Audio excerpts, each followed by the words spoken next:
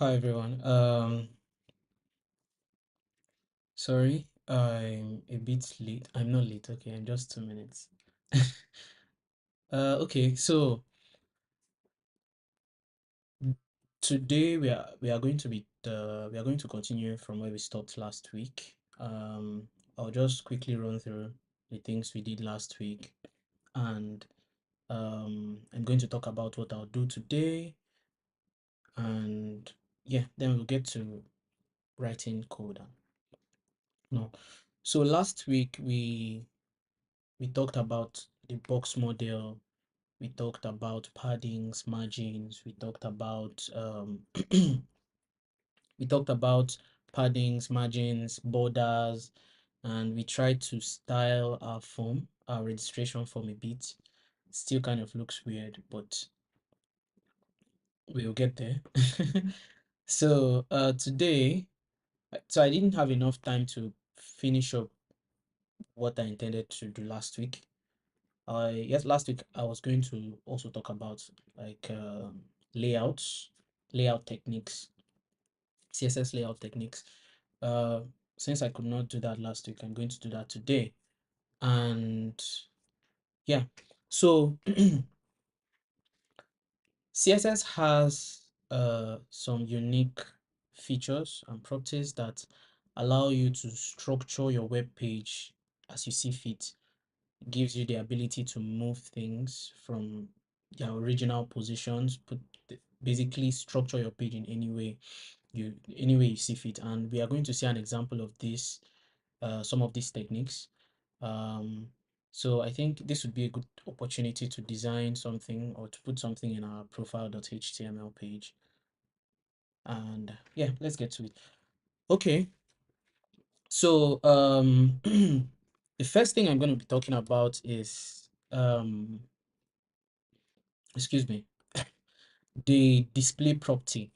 So CSS allows you to display elements on the page however you want to display them, and you can do that using a display property.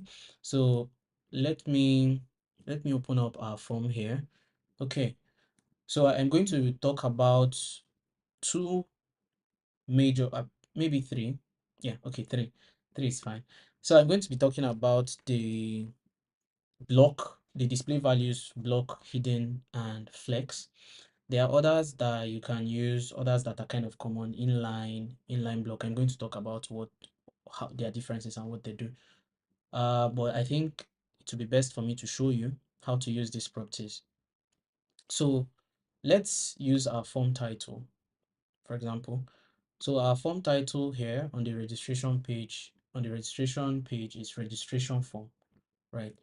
And maybe I want to hide this form title for some reason. Maybe I want it to show up when something happens.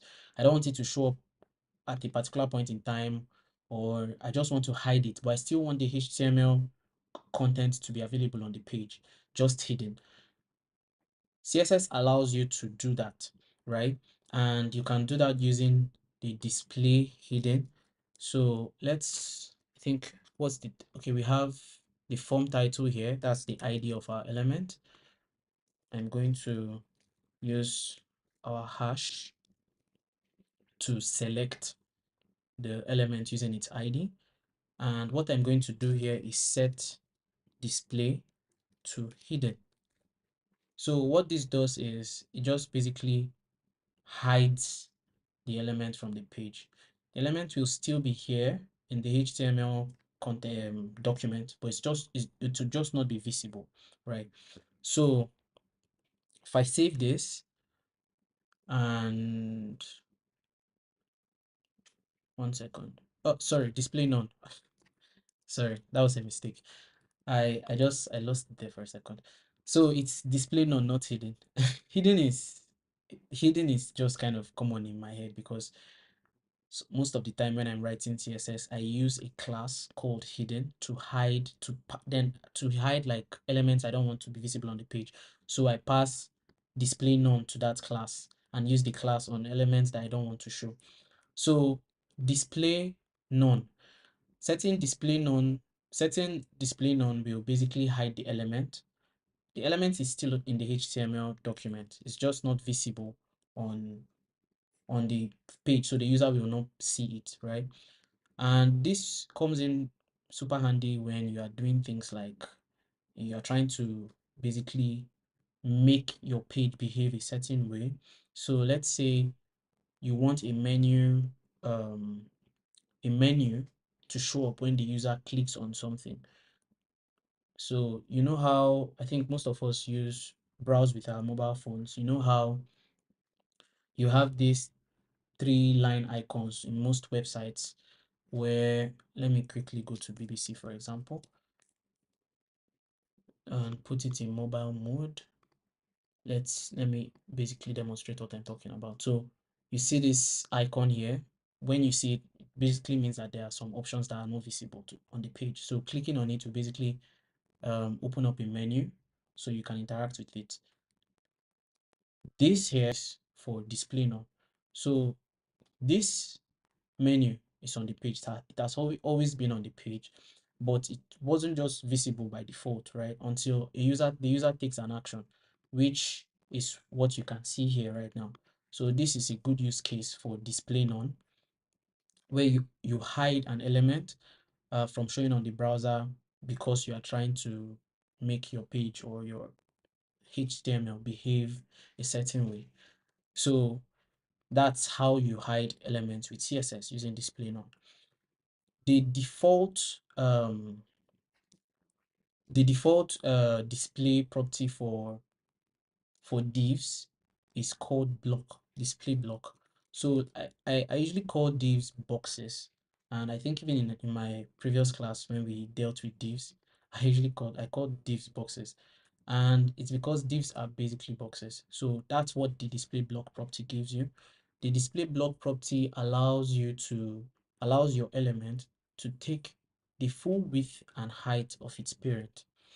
I'm going to leave the registration form for now, and I'll go to the profile page. On the profile page, we'll play around with display property and other layout techniques that I'm going to touch. So what I'm going to do is I'll create a new CSS file. I'll call it profile.h.css, and it's empty now. And I'm going to import that CSS in our profile page. So you remember when I talked about external CSS? So you use the link tag and you basically think CSS slash, you basically pass the path of the file you are trying to import, or the CSS file you are trying to import, so the HTML page knows how to find it. So we've basically imported our empty profile.css in profile.html. Let's go to profile.html. So now we are in profile.html. I'll take this text out and I'll create an empty div. So we already have a div here, which right now it's empty, and the ID of that div is container. This is the div we are going to play around with for now. So I'll go to profile.html. I'll select our div using its ID, and I'll give it let's say a height of 200 pixels and a width of 200 pixels. Let's make it a perfect square, and a background color of red. Remember I talked about colors last week, so this should not be strange to you. Okay, so we have our div here, our box, 200 by 200 pixels, and it's red. So if I created another div, let me create another div inside this first div, and I say give it an ID of, let's say, post. So I've created a different div. I've given it an ID of post. I'm going to select it here. So we have our div post. Let's give it a background color so it's easy for us to identify. let's say we want it to be yellow. Red plus, what gives us yellow again? I'm not sure. Red plus green. Okay, so I'll give this a height of 100 pixels and a width of 100 pixels. I just want it to be visible. So divs are empty boxes. Okay, this gives us pink. I was trying to get yellow. Yellow is red plus I can't remember, red plus green, right? Yeah, that gives us yellow. Okay, red plus green is yellow. So I forgot to mention earlier, divs don't have height and width at all by default. They only take, usually they'll take the height or the size of their content if they have content. But if they don't have any content and you don't specify the height or width of a div, it will just not be visible on the page. So what we have done here, initially I created this div, it was just not visible until I gave it height and width since it doesn't have content. I was talking about display block, and like I said, the default display property of an element of a div element is lock. But I also mentioned that it takes, you can see here, this was not added by me. This is the default display property. I mentioned that it usually to take the size, the height and width of its parent, but not all the time. It depends on where and how you use it. There are some, I think when we talk about Flexbox, I'll touch Flexbox a bit and I'll talk about what Flexbox is. I think you actually see this point I'm trying to make, but right now I can't show you, so I'll proceed. So the display property of, I think we talked about display none already. This will basically make the post box disappear, so it will not be visible on the page. And I'll use another display property, which is called flex. So this is me going into Flexbox and touching it for a bit. So the flex property allows us to show items horizontally or vertically, right? So the flex property, if I add another post div to this container, it's going to put it right below the yellow div. And I'm going to do that here so you'll see. It puts it right below the yellow div. And that is basically how HTML sees properties. When you add properties to a page, that's how it views them. It sees them as kind of like a stack. So whatever you put inside or whatever comes after an element, say you have a div here and you have a paragraph tag and you have a h1 tag, HTML will just stack them on. It will just stack them on each other. So the first element will come first and whatever you put below that goes below, right? But the flex property, the display property that has flex value, so display flex, gives us the flexibility to arrange these elements, whether they are text, divs, spans, whatever they are, however we wish to do. So what I want to do on this profile page is basically try to mimic what you have on Instagram. So you know when you open your Instagram page, you have 3 posts and you have the first post, second post, and the third post, then the rest come like below. So you have a row of 3 columns. So you have column 1, column 1, column 1, column 2, column 3, and then you have like multiple rows of your posts. I think it's 3 or 4, however, whether it's 3 or 4, but we'll do 3. So for us to be able to achieve that, we will use something else, which is not flex, but I'll use this example to explain flex and the difference between flex and other display types. So in our profile.html, let me drag this over here.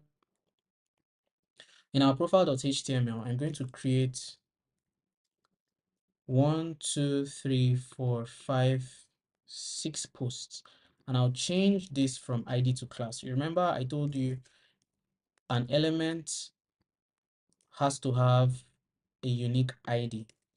You cannot give more than one element same ID. So if you give an element an ID, the entire page or the entire HTML file it's only that element that has to have that ID, right? So the reason why I'm changing the ID to class is so that when I style one, since I have applied the class to all the divs, they will all have the same style. So I'll change this, and what I'm going to do is I'll take this out. So this is what I have done. I've removed the fixed height of 200 pixels and fixed width of 200 pixels from the parent container, and the children, which are the posts, you can see this is the parent, and this is the parent div here, and these are the children, right? The 6 posts divs that I added.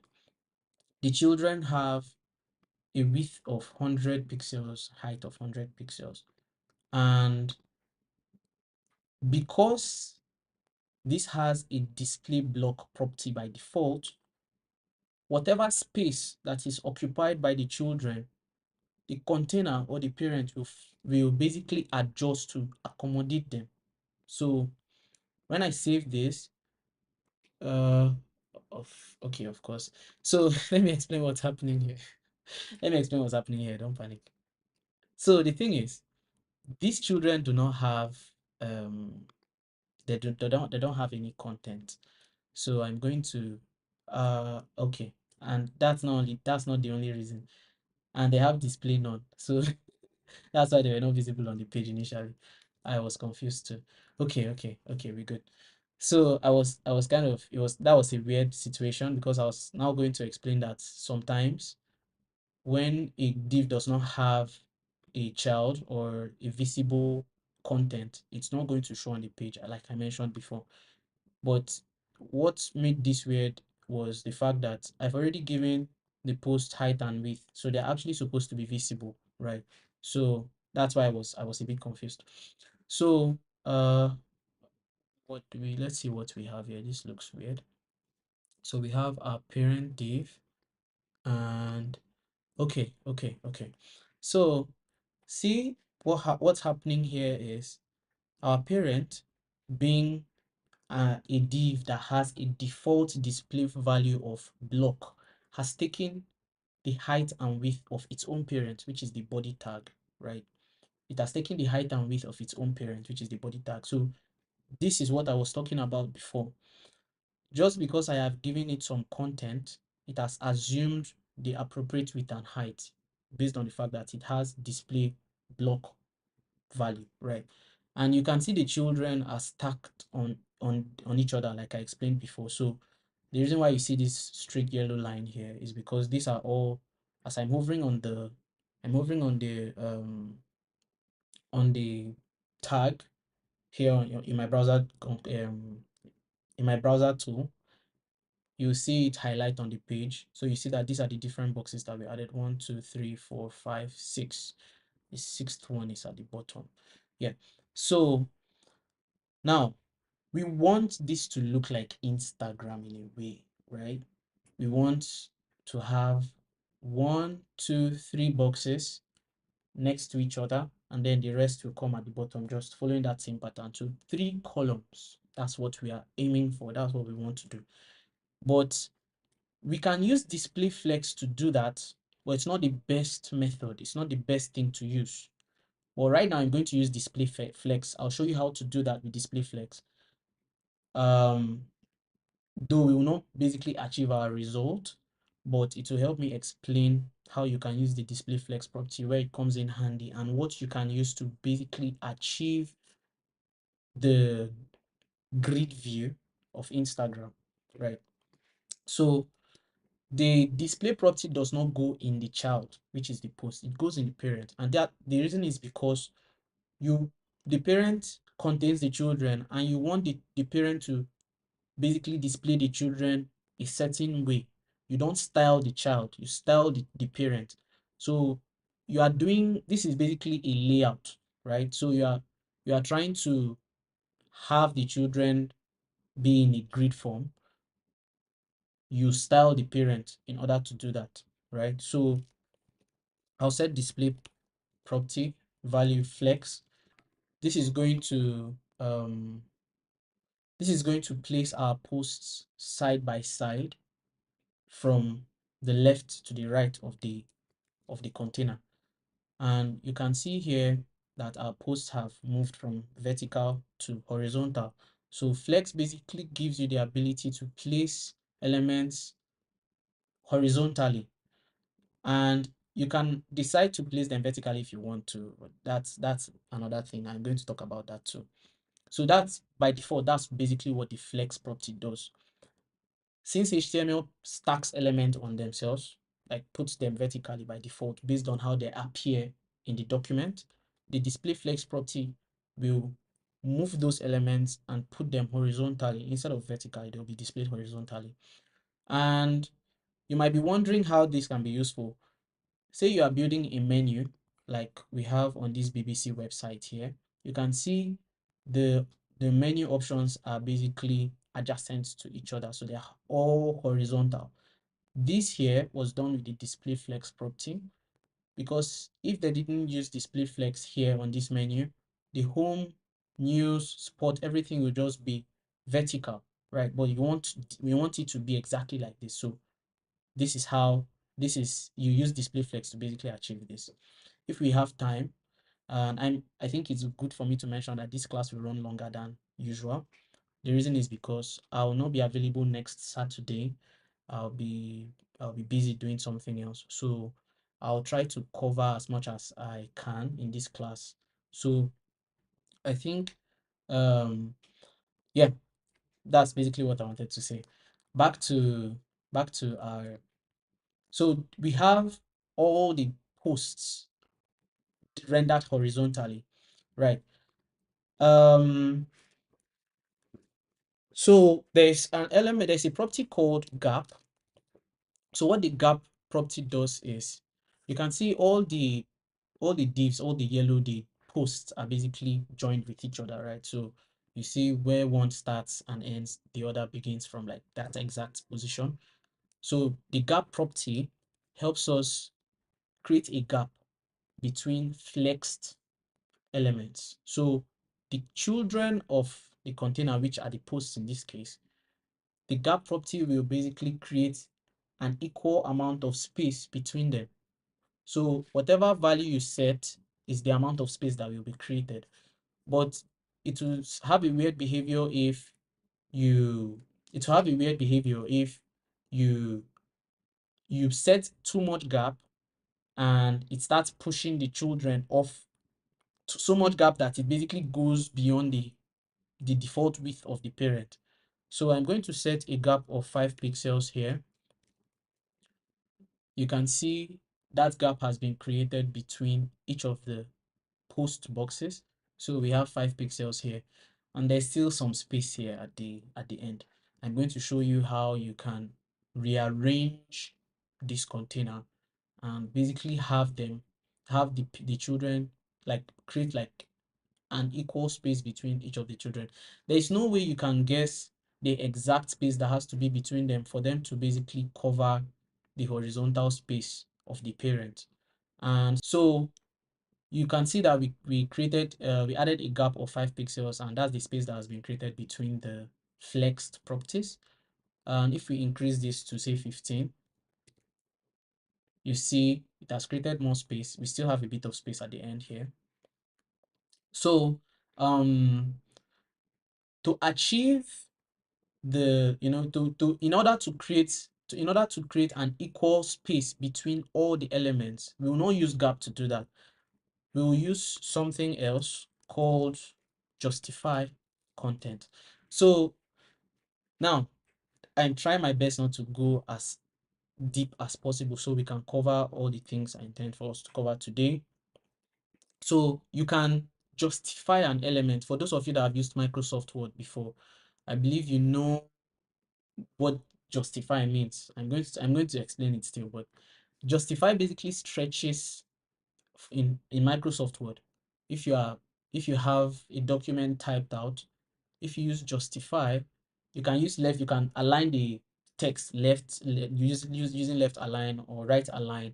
But if you use justify, it basically stretches every line to the end of the document. That's basically what justify does. Justify in CSS is kind of similar to that, but in a bit more advanced, right? So before I do justify content, I'm going to show you something. So you can see I just type justify here. There are other justify typed properties. So there's justify content, justify items, justify self, justify tracks. I've never used justify tracks in my life, so it's not common. Most of the time you use justify content or justify self. Justify self has a weird behavior because remember when I was talking about applying the flex value to the parent, right? If you wanted to do something with a child, like the post, for example, and you want it to look a certain way or be in a certain position, you can use justify self. But in certain situations, justify self will not work. So I usually advise people to I'll advise you to use justify content, right? So justify content has a bunch of values. Uh, these values have different meanings. They are basically have different behaviors, right? But we are going to use like two or three of them. I'm not going to talk about most of them here because these are things that are not supposed to be rushed. So I'm assuming that you've been going through the resources that I've been sharing these past couple of weeks, and maybe you've come across justify content before, right? So I'm going to just pick three of them. So to achieve our goal here, to have an equal space between all the post elements, we are going to use justify space between. So what this does is it creates an equal space between all the elements, all the children of this container. When I save this, you can see that it has stretched all of them from the beginning to the end, and it has created an equal space between them, right? So sometimes maybe you have a lot of elements and you want just a couple of them to show. There's something else that you can use a couple of them to show in the parent and some others to not basically be visible. There's something else that you can use to do that, which I think I'll touch that later. So justify content, you can use space between to create an equal space between the flexed, the flexed elements, which are the posts in this case. You can use justify center. This will put all the elements in the middle of the parent. So you can see there's a space on the left, there's a space on the right. All the children are basically at the center. You can use justify flex end, which will push all the elements to the right side or the end of the flex. So you can see there's space on the left here, and you can use flex start. By default, the value is flex start. So you see we have all the elements horizontally here, but there's space on the right, so it has pushed them to the left. So the starting point of the flex box is left, and the end point is right. If I wanted this flex, if I wanted this flex direction, the direction of the flex, because now the direction of our flex is horizontal, right? If I wanted it to have a different direction, is it's left to right horizontal right now. If I wanted it to be top to bottom vertical, I know what you're thinking about. By default, that's how HTML shows these properties. But there are situations where you might want to do it yourself, depending on what you are styling, right? I don't have a lot of examples in my head right now, else I would have mentioned something. But it's since I talked about it, I'm just going to show you. You can set what is called the flex direction. So the flex direction, um, one second. This is what I want to do something here. I'm going to put numbers in this post so we can basically identify them and understand how CSS structures and where CSS puts them on the page.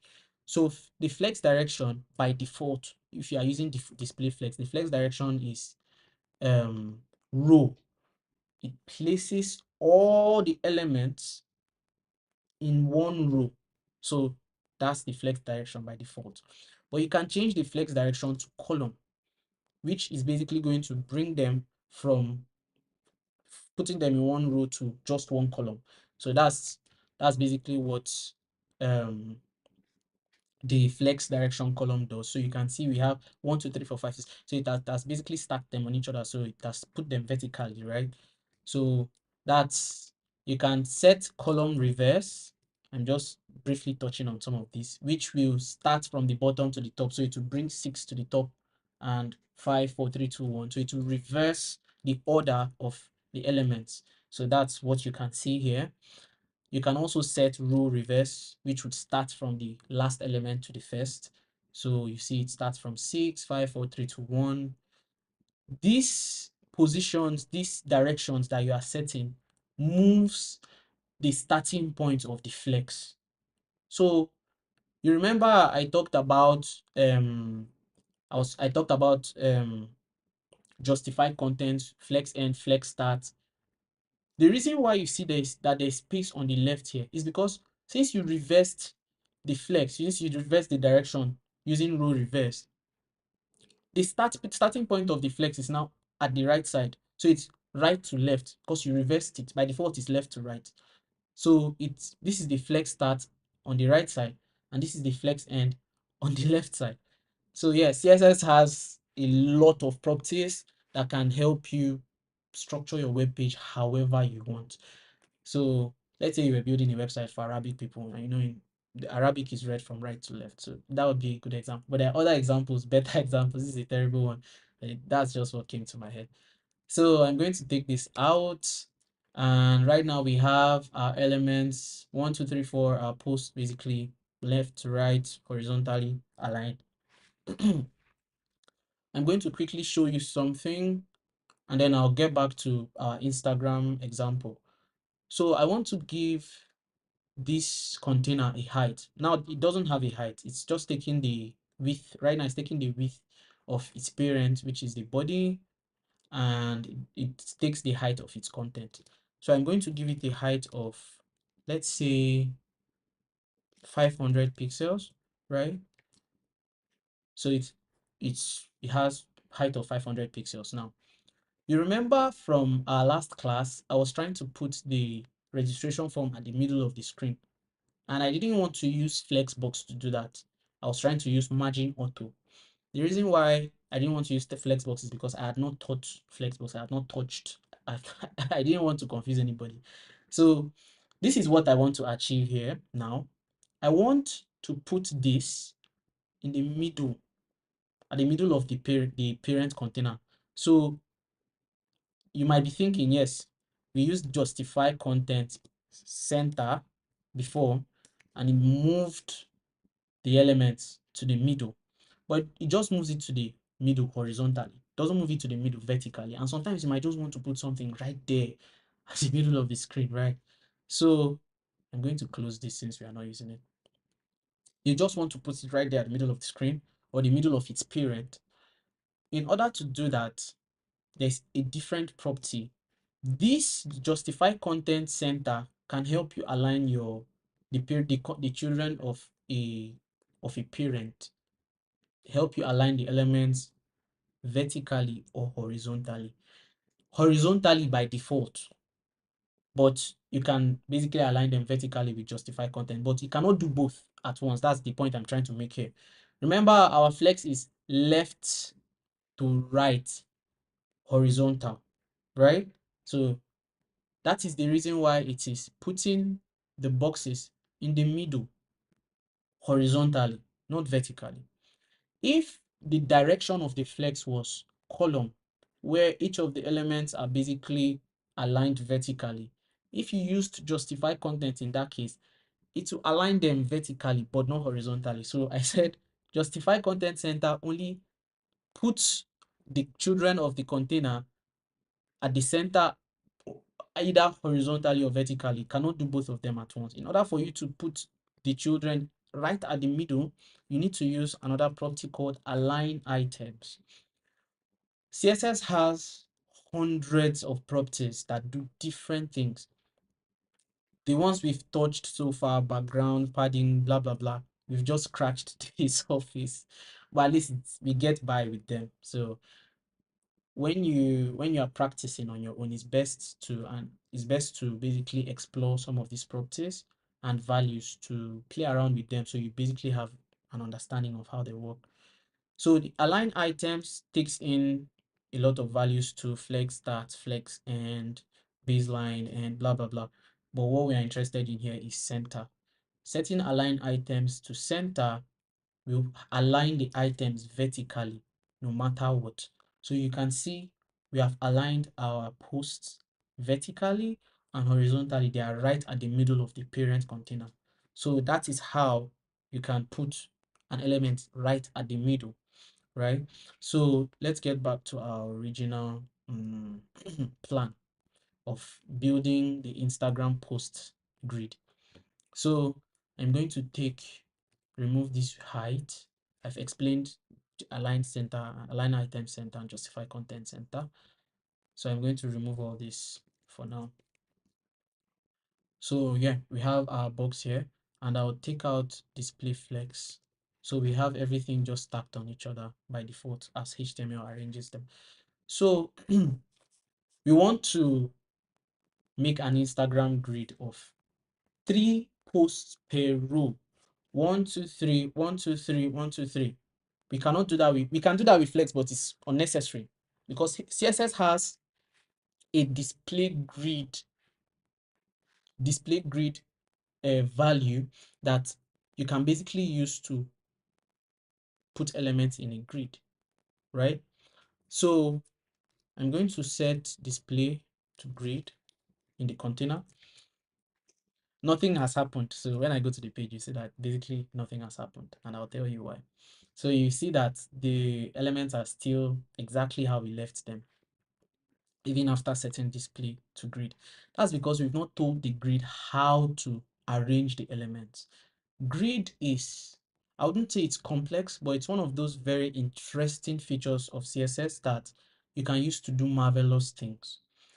I'll advise you, as you are going through the resources, you can take your time, actually take your time to understand grid. Understanding the CSS grid is is really important, right? So I'm just going to touch some parts of grid, but I'm not going to detail. So just so we can basically achieve our goal here. What do we want to achieve? We want to put 3 rows, three posts on a row. That just like I don't know if Instagram is 4-3, but just how we have it on Instagram. So we have set display to grid. We want to tell it how many rows. We want to tell CSS how many columns, sorry. We want to tell CSS how many columns, right? How many columns we want to have. We want this our grid to have. There's a property called grid template columns. I'll just talk about the rest. So there's grid templates, columns, grid template rows, grid template areas. You can use CSS grid to manipulate elements in a lot of ways. We are using grid template columns, and I'll tell you what it does. With the grid template columns, you can define the space each element in that container should contain in the grid. That will tell CSS that, okay, CSS will automatically count the number of elements that you have in that container. In this our case, 6, right?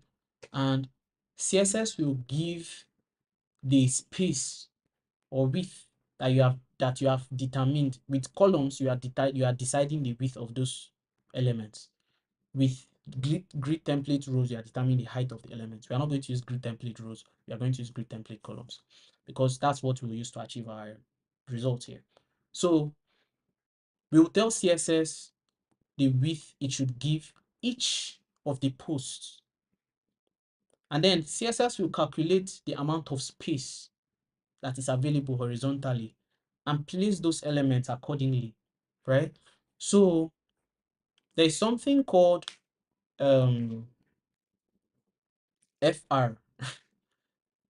What does FR even mean? I've forgotten. Let me see. FR meaning in CSS grid. Fraction. Okay. Yeah. Okay. It's been such a long time since I learned grid. I use it a lot, but I like forgotten what FR means. So FR means fraction. So we have horizontal space. You will tell CSS the fraction of that space it should give to each element. I hope that makes sense because I'm going to show you how to do it, but like I hope it makes sense. I hope the explanation makes sense. So now one FR, one FR, one FR. First of all, just use one FR, just one. One FR means one fraction of the horizontal space. So that's 1/1. So this is what CSS is going to do. This here, this what you are looking at, CSS has given one fraction of the horizontal space to each of the elements, right? But if I set one FR here again, I'm telling CSS that I want two columns, each should have one fraction. So CSS is going to basically put two elements, two posts side by side, because I've told, adding another FR without comma, please. So you don't forget. It's very important. You just use space. Telling CSS this using one FR twice is me telling CSS that use one fraction, but I want two columns. So CSS is going to give us 1 2 1 2 1 2. We'll have the 6 basically. Let me see if it can show you. We'll have the 6 basically arranged side by side, right? So 1 to this, we've told CSS to give us two one FR for one FR twice. So CSS will split the screen in two, and the first element will take one fraction, the other will take one fraction. So the fraction for each element here is 1/2. I hope that makes sense. CSS will divide the page into and give half to one of the elements, because we've told it we just need two columns. If we add one FR here, we have told CSS that we need three columns, right? So CSS will take the full width. In this case, it will calculate, okay, we have the full horizontal space or width of the parent here. I'll divide it by 3. So each of the elements will occupy 1/3, 1/3 of this horizontal space available.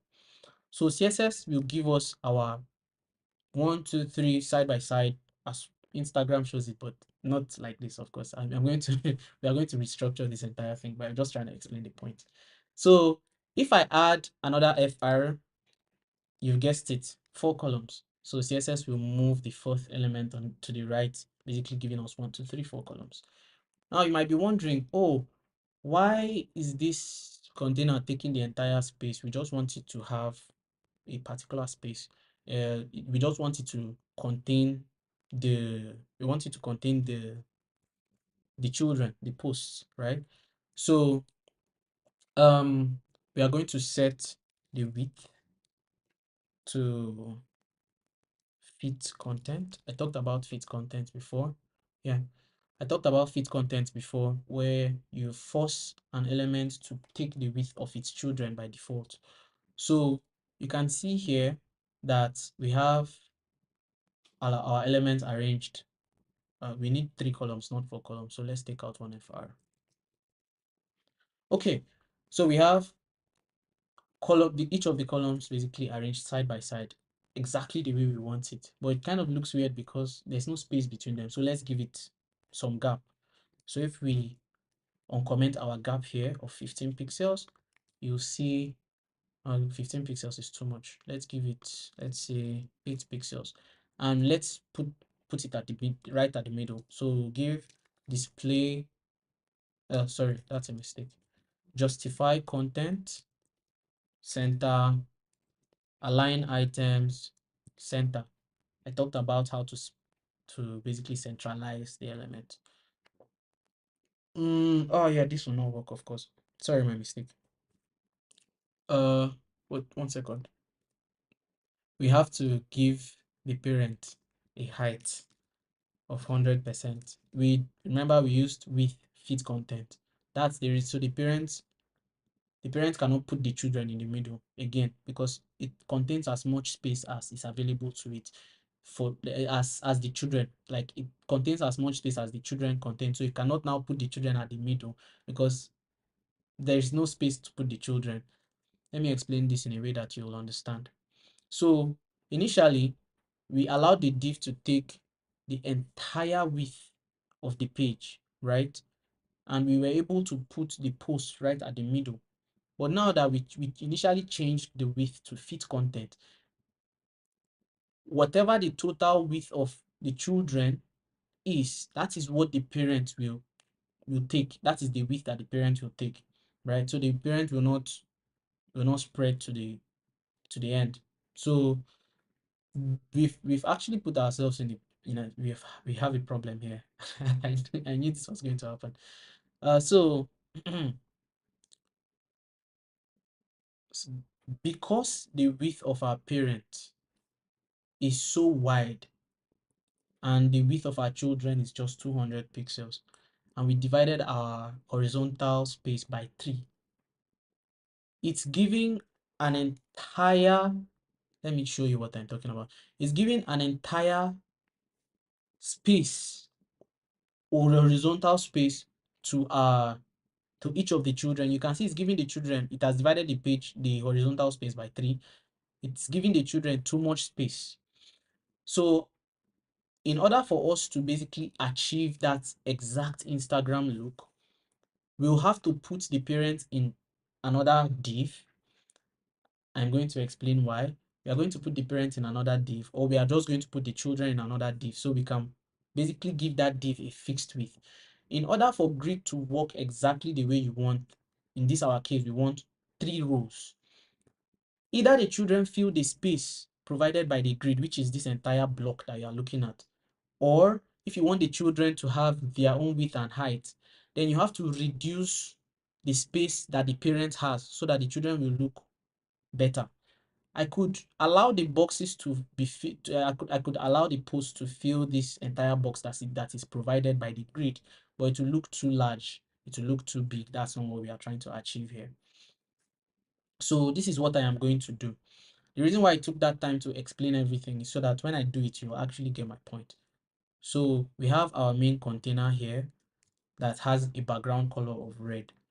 We'll create a different div and call it, let's give it an ID of posts container. And then right inside that, we'll put our posts.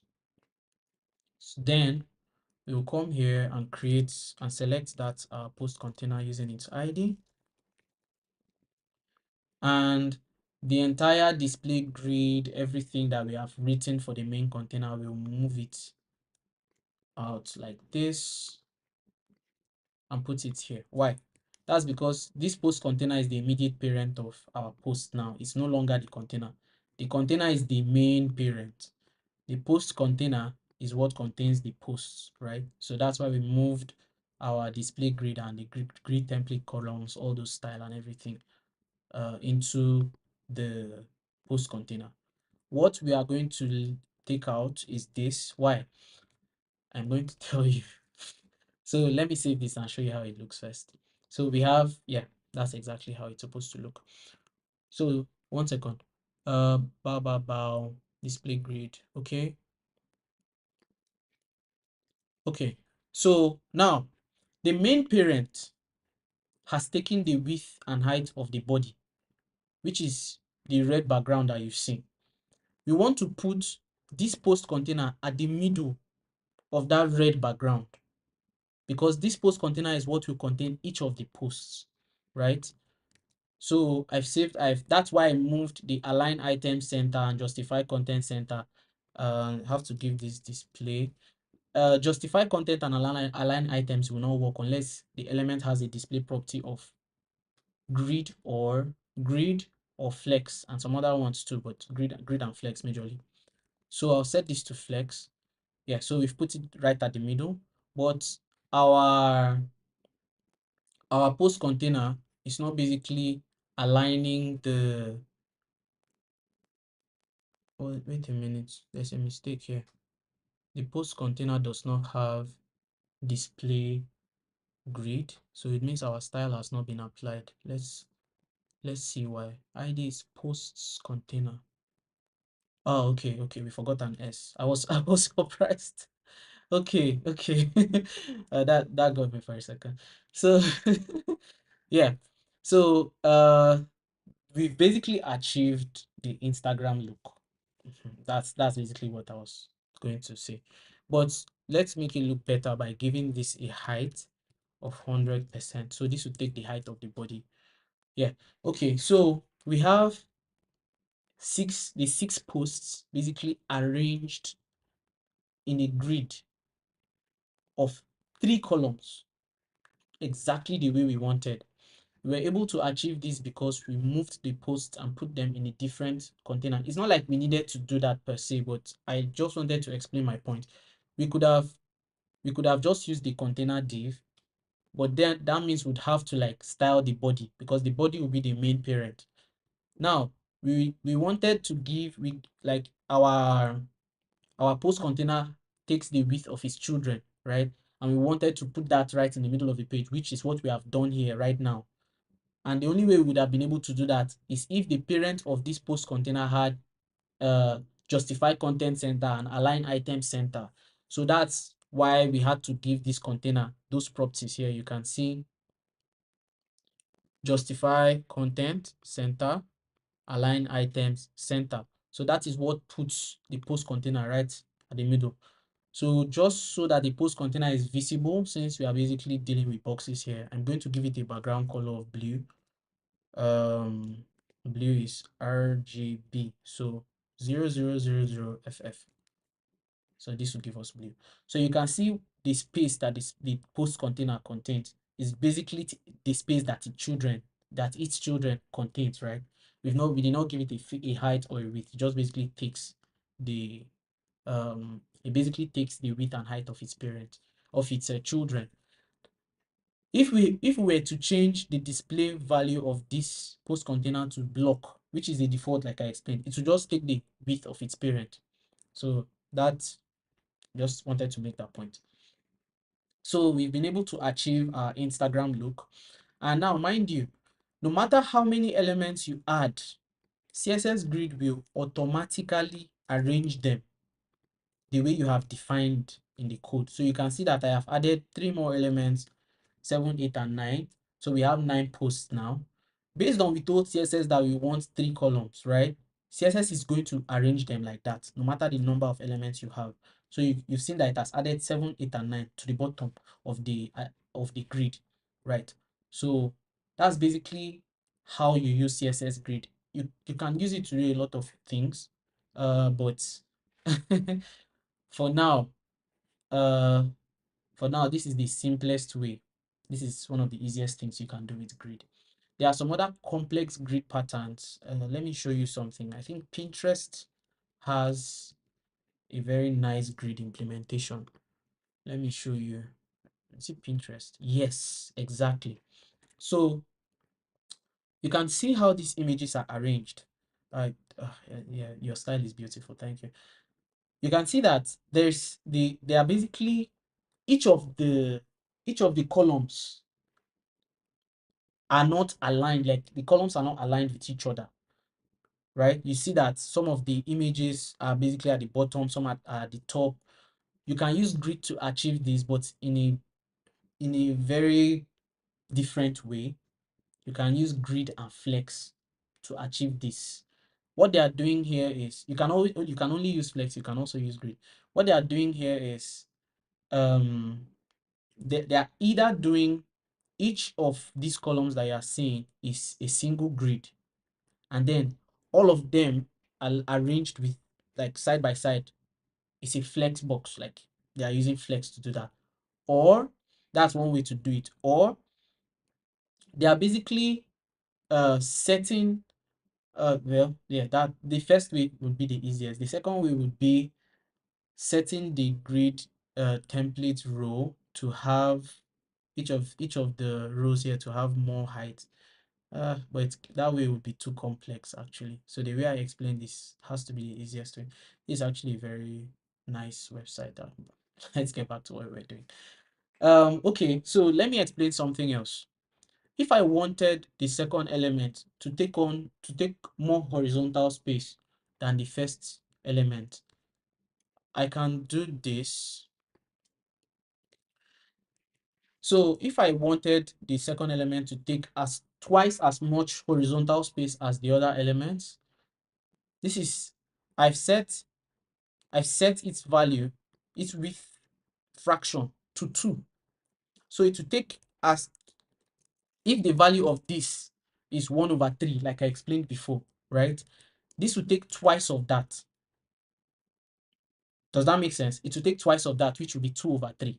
So 2, which is the fraction you specified, over 1, 2, 3, the number of columns. The math is not complex, but I'm just trying to give you an idea. So you see this extra space here. This extra space is left for the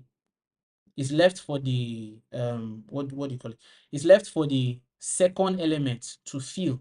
The reason why they are not filling it is because we give them a fixed width of 200 pixels. So it's basically maintaining of 100 pixels, sorry, it's maintaining its width. But if we did not do that initially, maybe we allowed it to fill its space by itself without giving it a fixed width of 200 pixels. Let's say um let's say we give it let's say we give let's remove the width. Let me check something. Yeah, of course it's going to look weird. Okay, let's give it how do we fill that space with the second element specifically? Let me think about this for a second. Okay, so if we said the mean width was 100 pixels, 100. Okay, if we set the mean width to 100 pixels. Okay, yeah. Okay, so the minimum width is 100 pixels, but the maximum width is not defined, so it can take as much space that is available to it. In this case, our second element has twice as much space because we give it 2fr, right, as the space that it should contain in the grid. That is the space that it's taking. But it's this our grid now looks like it's a grid of 4 columns. Technically it is. Why? Column 1 has a width of 100 pixels. Column 3 has a width of 100 pixels. Column 2 has twice that width. So it has a width of 200 pixels. You can see this has 100 by 100 looking at the page there. I don't know if okay, I think it should be showing 100 by 100. If you look at the top left there, the thing that the tooltip that shows up, 100 by 100. The second has 200 by 100. 200 the width, 100 the height. I've talked about grid too much, so let me get to other things, and we're running out of time. Okay, so that's basically how CSS grid works. I hope that made sense. The chat is open. If in case you have a question or if there's something I've said that you don't understand, please go ahead to ask away. So I'm going to talk about position. What would be a good example for that? So I've talked about the display property. I'm going to talk about the position property. Give me a second. Let me quickly. Okay, display. I have like an outline, so that's what I'm looking at, so I don't forget something. Talked about display, talked about grid, talked about flex, and what's position. Okay, yeah. Okay, so we are going to talk about position now. And okay, yeah. When we finish positioning, that will be all for our layout of CSS Fundamentals II. And then I'll think about what we are going to do next. Okay, so yeah, so we've talked about the display property. Let me get to positioning. So CSS allows you to put elements at a if you decide to if you want to put an element at a particular position on the page, CSS has a feature that allows you to do that.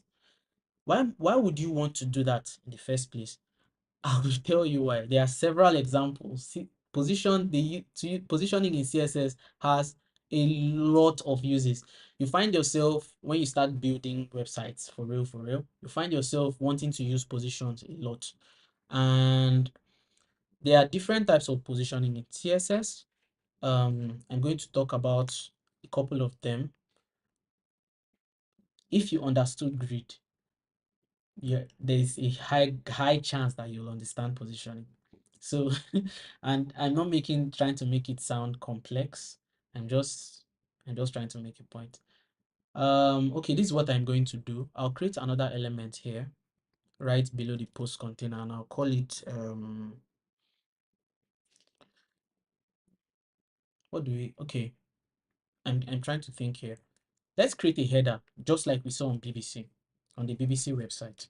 So let's create a div, and the idea of this div will be uh, based on the fact that CSS has a, HTML has a special element that you are supposed to use when you are creating navigation features that basically help users to navigate or move around your website. And this tag is called the nav tag. The nav tag. Sorry, I'm losing my voice, so I need to drink some water so I so I can keep talking. Okay. So thank you. I don't know why I'm thanking you, but thank you. So the nav tag basically is supposed to be used for creating navigation features. In this case, we want to create a horizontal menu where you see the home page, about page, blah, blah, blah, right? That's what we want to do here. So we are using the navigation tag, and we are going to call this page nav. That's the ID that we've given to this, our navigation. That's the ID that we've given to this, our navigation, what do you call it? Navigation tag, right? So this navigation tag is going to have a couple of items, the menu items. And let's say we had 4 pages. I'm going to use the span tag. I talked about the span in my first class, so this should not be strange to you. Home, about, further front pages, FAQ, contact us. I can't think of any other common menu that most of these websites have. So now we have 4 items in our nav: home, about. These are basically supposed to lead to pages that right now those pages don't exist, but that's what we are aiming to achieve here. So I'll copy this ID and I'm going to target it, or basically select it in our CSS. Right now, if I save this, you'll see, yes, okay, that's true. It's going to look weird. The nav is just on the side of our grid. Something I want to do here. So let's give this grid, so to put it on top. Okay. So in case you are wondering why I changed it from flex to grid, it's because display flex puts elements side by side horizontally, as I explained before. I could have just changed the direction of the flex to column, but using grid also puts elements by default on top of each other until you specify how many columns the grid should have. So to achieve this same result, remember it was flex before, right? And the menu was just by side, like just next to the grid, our posts.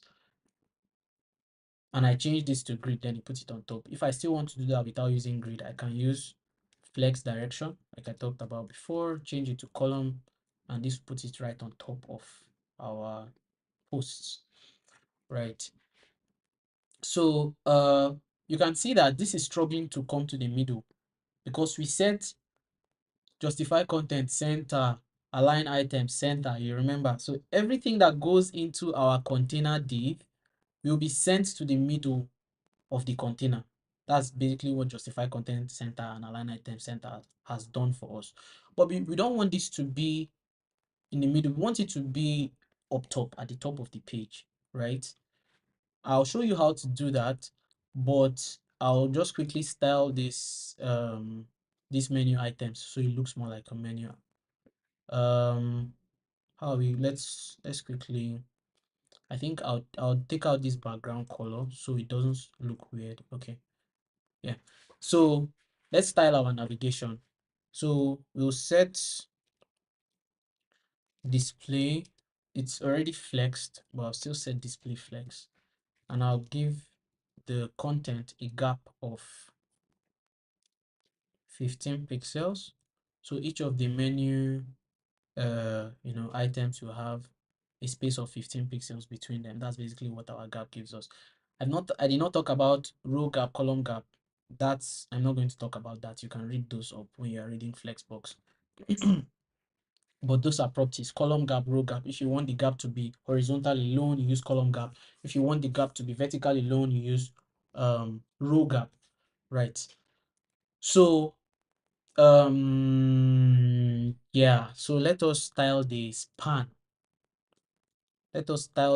Which in this case, let me quickly get the span tag, which are the menu, the navigation items. That's what we want to style now.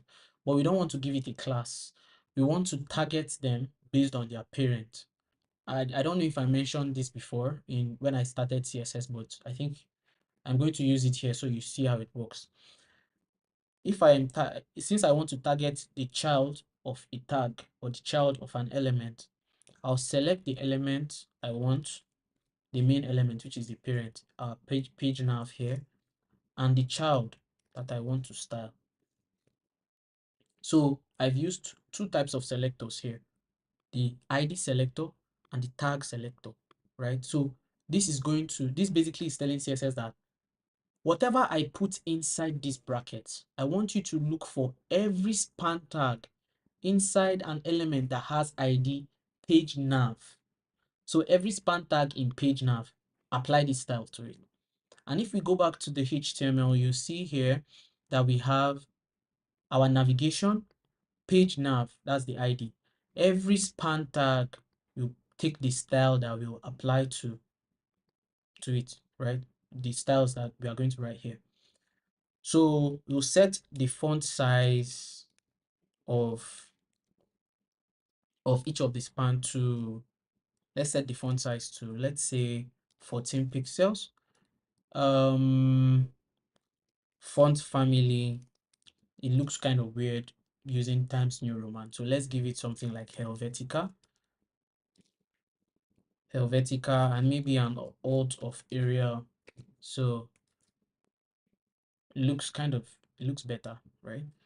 Let's give it a padding. Let's give it a padding of 5 pixels. Let's give it a padding of, let's say, 5 by 10.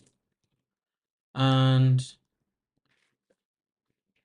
yeah, let's give it when you hover on it, we want something to change, something to happen to it, like maybe your cursor to change to the pointer, so the user knows that they can click on that element.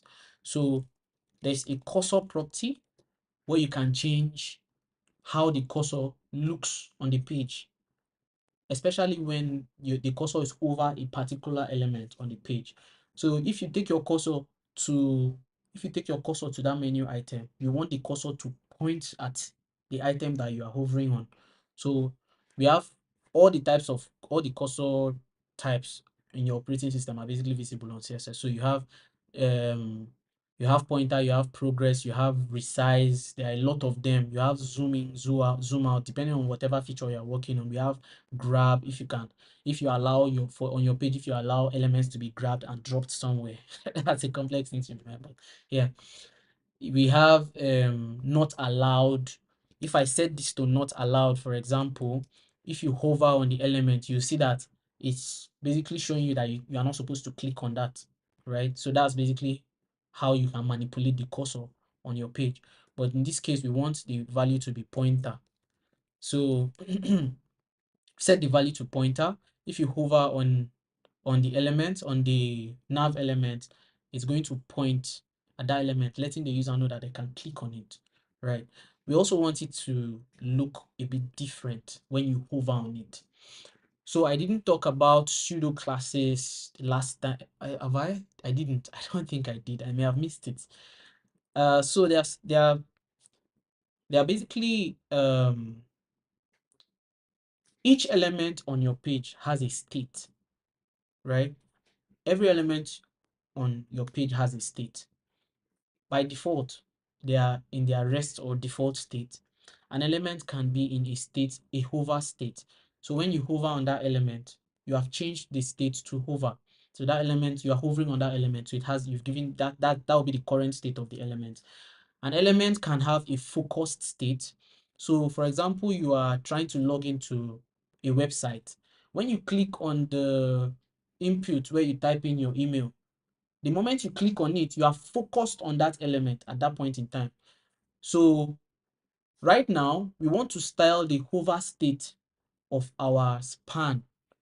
We want to style the hover state of each of these navigation items. How do we do that?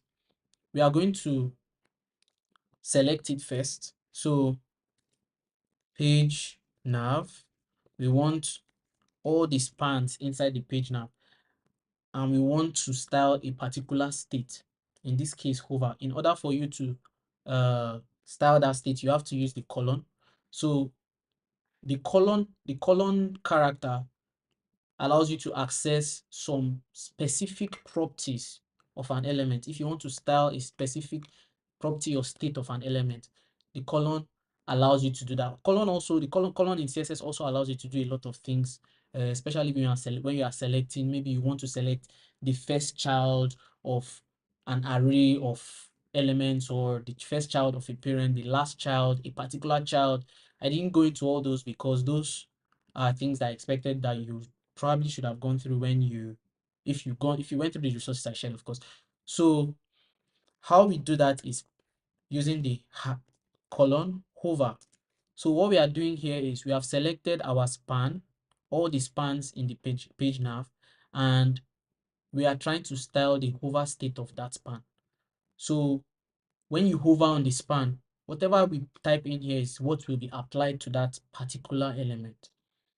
So what we want to do here is, let me quickly just give it a nice style. Let's say border radius. I talked about border radius in my last class.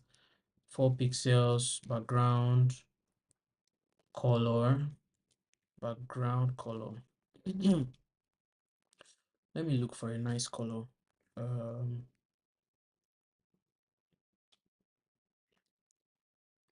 Let me look for a nice color, something like orange. Yeah, okay. Color. So we want to change the color to white when the element is hovered on. Okay, so what we have done here is when you hover on an element, you can see that we gave it a background color of orange. It's an orange color, but we used the hex to the hex value of the color.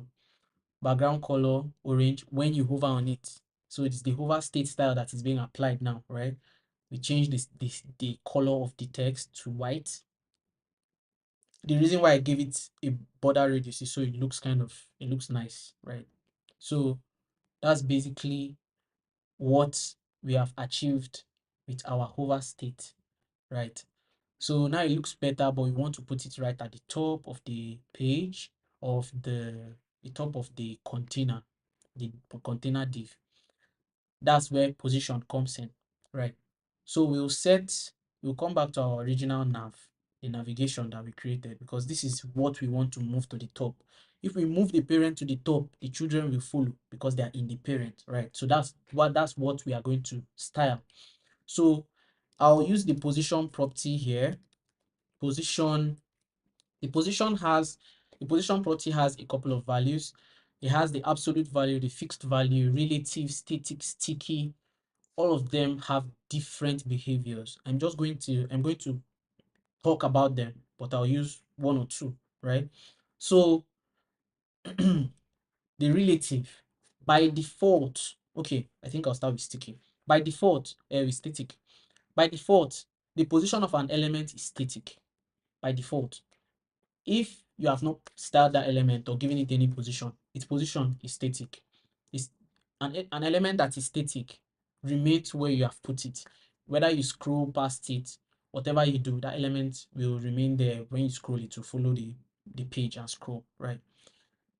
A sticky element will stick to a particular position that you have given it.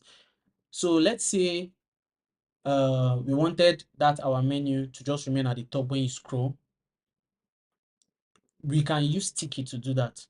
Most of the time, it's advisable to use sticky. Sticky remains within the constraints of its parent.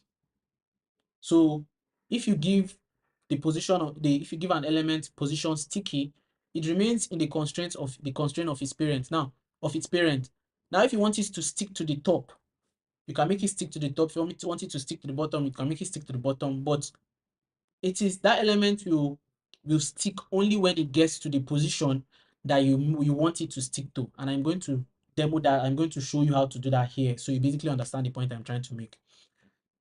Then there is the relative. So an element that has a relative position basically how would I explain this so it makes sense? If an element has relative position, its position is relative to both its parent and its children. So this is not clear enough, but I'll show you how to use it so you understand. But if you give a position to any of its child elements, that position that you give to it will be relative to the parent. I'm going to explain that by showing you. I'll explain it again by showing you. An element that has the absolute value, if you give an element the position of absolute, you can basically put the element at any point of the page, right?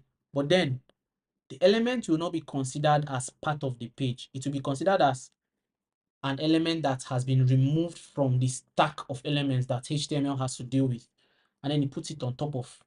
So it basically removes that element and puts it on top of every other element. I'm going to show you. Same with fixed. It's just that the fixed property basically ignores any parent. So if you give an element the property fixed, it will ignore its parent. Wherever you put it, that is where it's going to be, and it will remain there. Whatever moves on the page, that element will not move, it will remain there. So I've just basically explained the values of position. I'm going to show you how to use them. Okay, so like I said, by default, an element has position static, right? We want our header, the navigation bar, to be at the top. So I'm going to give it a position sticky, and I'll set top to 0. So okay, when you are dealing with position, in order for you to put an element at a particular place on the page, you can use these 4 properties: top, bottom, left, and right. You can only use them if an element has a position property. If an element does not have a position property, top, bottom, left, and right will never work. And it also depends on the position property that the position value that the element has. In this case, our element has a position value sticky. When it gets to the top of the page, it's going to stick there. That's basically what we want it to do. So I'll give it top 0 pixels. I want it to stick at 0 pixels on the page, right? Our page has not changed much actually. And the reason is because our page first off does not scroll. We are going to make this page scrollable so that we can scroll. When we scroll and it gets to the top, we'll see that this our navigation will stick to the top. This sticky is not the best. You can use it. I mean, it depends on how you structure your page. What's important is how you structure your page. You can use it for navigation menus, or you can use something else. Let me show you. So what we are going to do here is we'll go back to our profile.html, and we will add a lot of posts. Let's just replicate this. So now we have 18 posts. Nice. Okay, so let's replicate it again so we have a lot more.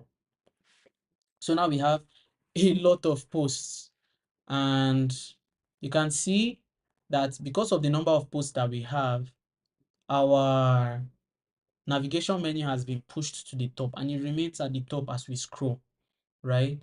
I think the posts are too many. Let me remove some of them. 1 second. Let me see how this looks. Remove a bit again. How many posts did I paste? Give me a second. Let me remove. There are too many. Okay. 1 second. Remove. Okay. Okay, I think let me remove a couple more. This will not scroll. Okay. So now, because we give our navigation menu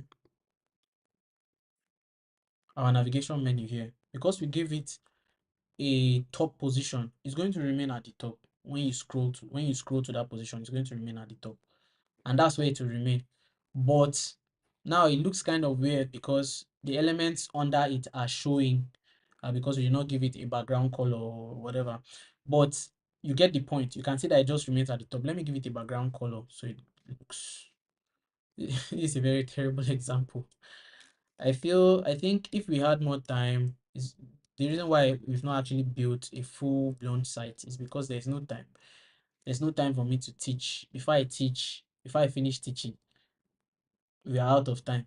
There will be no time to build, right? So that's why I've spent the last 30 minutes plus building.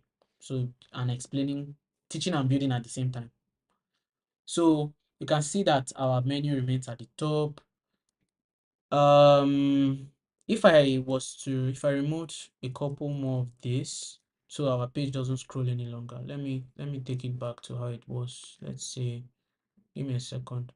Let's say I removed all this and we just had exactly. You can see that our elements basically follows the grid because we gave the content of the page the container. We made them, we basically gave them, moved them to the center of the container. We moved all the children to the center of the container. So despite the fact that this has position sticky, it still moves to the center, right? That's because position sticky only takes effect when the element has gotten to the point, to the position that you want it to stick to. Right now, the element is not at the top of the page, so it will not stick, right? But if it was at the top, then it would have stuck to the top of the page. We can use another position type called absolute. I explained absolute before. Absolute removes the element from the elements that you know, the elements that the page is aware of. It removes the element from that list of elements that are on the page and places the element on top of all those other elements, right? So because of that, our header, our navigation will move to the top of the page by default. That's because the page doesn't see it. It's not, the HTML doesn't see it as part of the elements that it has to deal with. It basically has like a higher dimension. Yes, dimension is the right word. It has a higher dimension than the rest of the elements on the page. So because of that, since you gave it position top, it has moved it to the top. It would basically not respect any other part of the page again, right? That's exactly how fixed works. That's how fixed works too. But fixed can remove the element from its parent. Fixed removes the element from the parent. Position fixed only obeys the HTML page. It doesn't obey any div that element belongs to. It doesn't obey even it doesn't obey any navigation that the elements belong to, whatever. It just obeys the main container of the page, which is the body, right? So now fixed and absolute look the same because of the terrible example that I'm using to teach this. I'm going to do something else so I can explain my point better. What I'm going to do is I will give, let me bring back the background, and I'll give this a height of 300 pixels. Let me see how it looks. Good. So now we've given our container a height of 300 pixels, right? Good.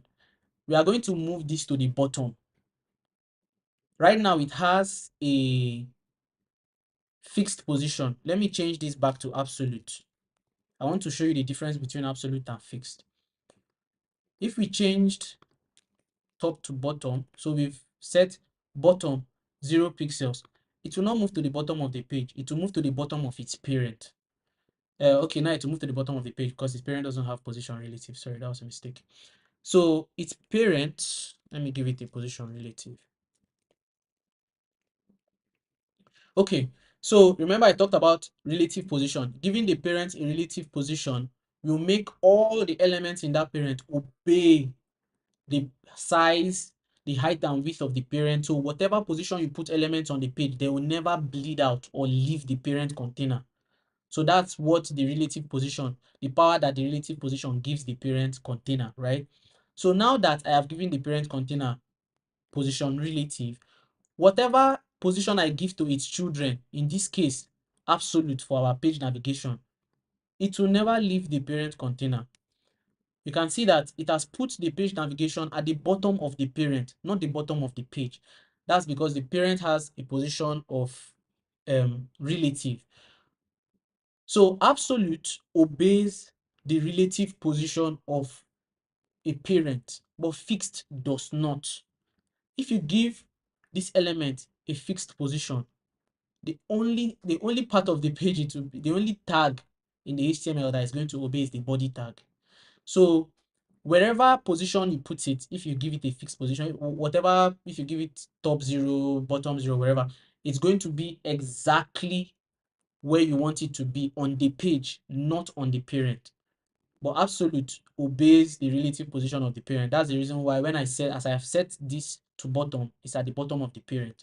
So if I changed the position to fixed, to move it to the bottom of the page, because it doesn't care about the parent container any longer. The parent it has more power in this case than the parent container. So it has left the dimension of the parent container. Position absolute removed the element from the dimension of its siblings, which are these posts here. But fixed removed and put it in the dimension of its parent. But fixed has removed the element totally from any other tag on the page. And right now, wherever you place it on the page, that's where it's going to be. So if I wanted it to be at the bottom left, I have given it bottom 0. I'll give it left 0. You can see that it has moved it to the bottom left of the page. If I wanted it to be at the top right, I'll change bottom to top and I'll change left to right, 0 pixels. 0 pixels. You can see that it has moved it to the top right of the page. So that's the flexibility that position fixed gives you. You can move an element to any point of the page at all. And you need to actually understand how to use it. And there are use cases. If the width and height of this element was 100% by 100%, 100% by 100%, or if we wrote it in such a way that it takes the width and height of the entire body, no element on the page will be accessible because this will basically be covering them since it's on top of them, right? It has a higher dimension. The best example to demonstrate this would be with a modal, but there's no time to do that. There's no time to do that. Trust me, I wish I had more time. To if I was actually making like tutorial videos, I would be more relaxed and I would build websites from beginning to end. But since we are crunching here and I've even gone over, the class has been running for what, 1 hour 30 minutes. So I've gone over the typical 1 hour, that's the normal 1 hour that I promise you. I promise most of the time. So that's the reason why I teach and I write, but not really build per se. I think hopefully in time we'll be able to, just thinking about this. Either way, let's get to what we are doing. Okay, so yeah, so that's basically how the position fixed works. And you can see that it doesn't care about the container with the red background. That's the reason why you see the contact us bleeds out of that container. It's basically outside the container, it's not in the container. If I changed this to absolute, it will still maintain top right though, because with top right, but it's going to be within the container, right? And this top left right values don't actually have to be 0. That's just how much space from the position, in this case the top, to the element If we wanted it to have more space, so we wanted it to be 10 pixels, we wanted it to be 10 pixels from the top of its parent. That is what we are going to do.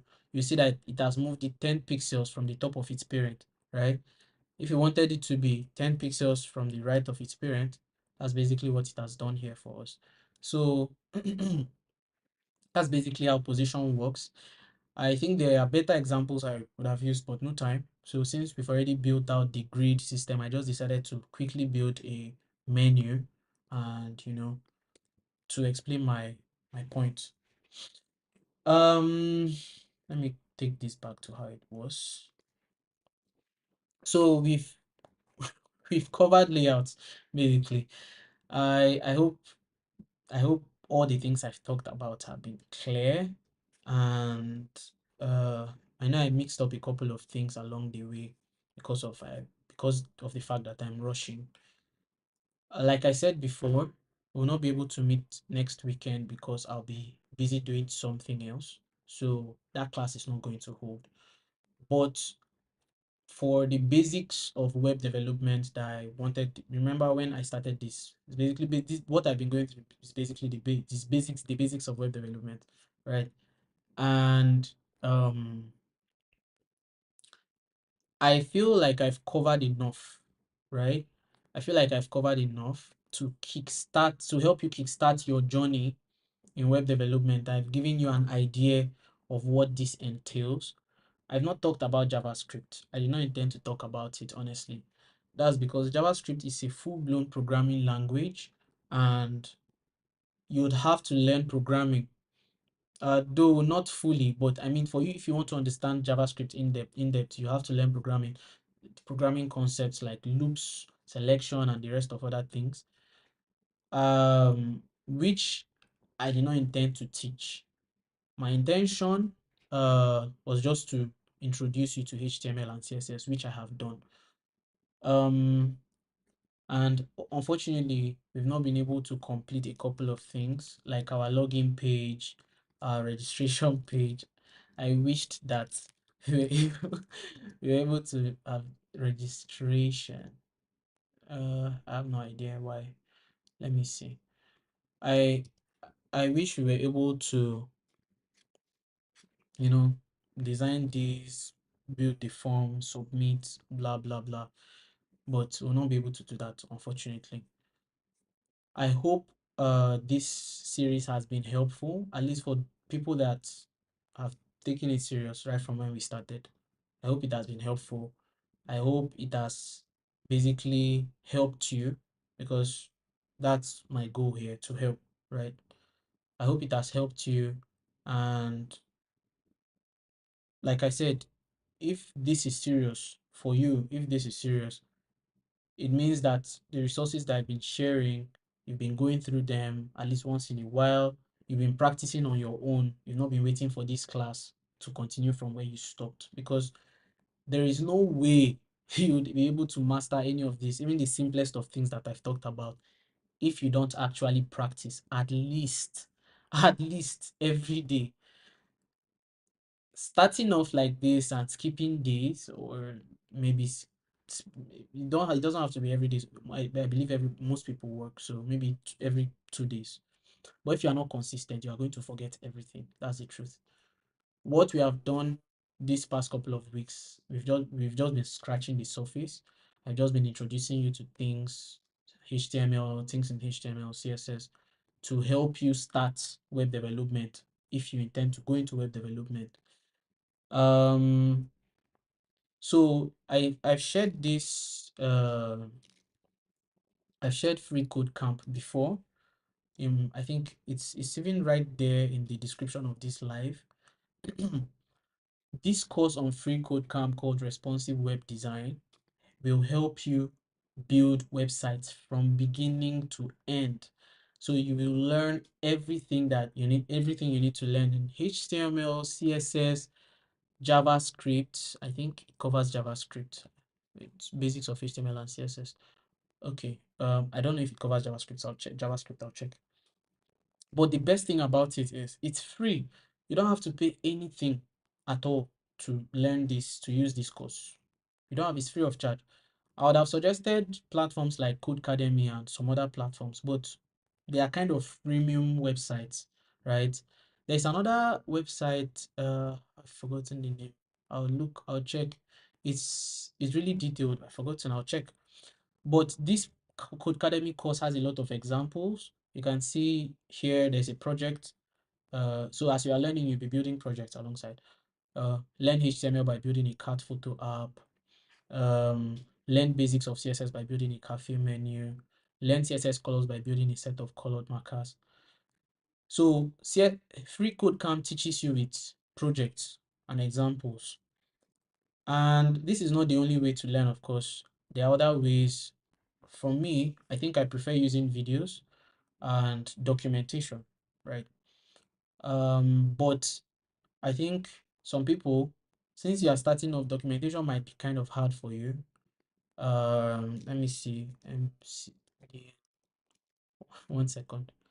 So MDN Web Docs, basically, I've been sharing this too, has references for um, HTML, CSS, JavaScript, web APIs, a lot of other things.